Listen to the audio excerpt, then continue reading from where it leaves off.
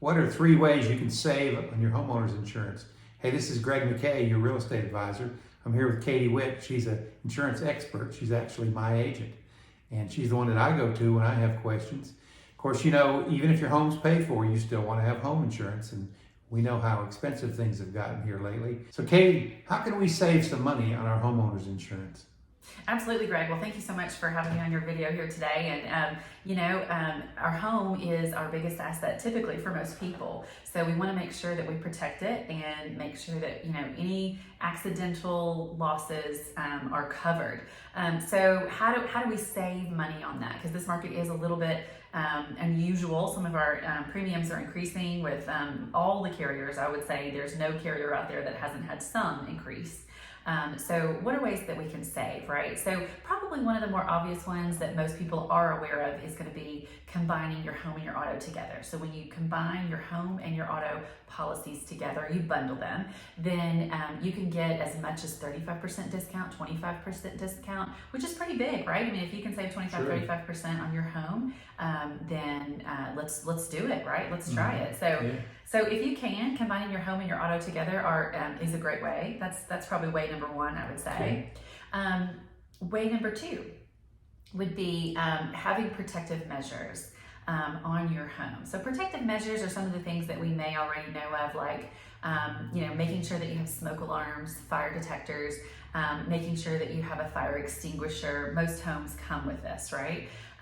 The things that you can add to a policy and let carriers know, and each carrier is a little bit different on the discounts that they give, but would be like a water leak detector or even like CO2 detectors.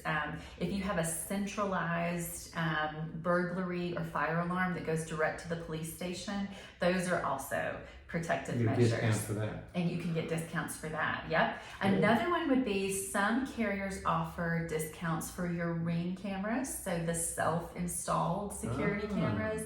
Yeah. There's an Arlo is another one that's a competitor to Ring. If you have one of those, same difference. It goes to your cell phone and alerts you each time someone's at the door. So those are other protective measures that you can get. Those water leak detectors you can find at Lowe's and Home Depot, so it's easy to find.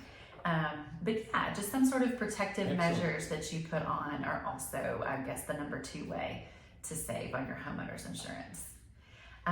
And a third way that we can save is definitely updates. So if you have updates to your home, a big one would be a roof, right? So if you have a roof update in 2022, 2023, especially if the home is an older home, let's say it's built in the 60s or 70s or even 80s. Like mine. Yeah. Sure, yeah. If the newer the roof is, the less likely that roof is going to leak, it's going to have issues.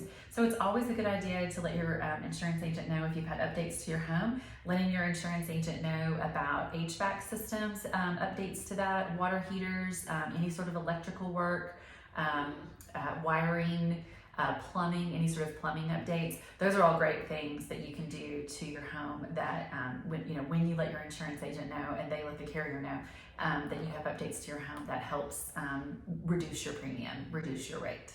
Excellent. Yeah. Very good. Very useful. Yeah.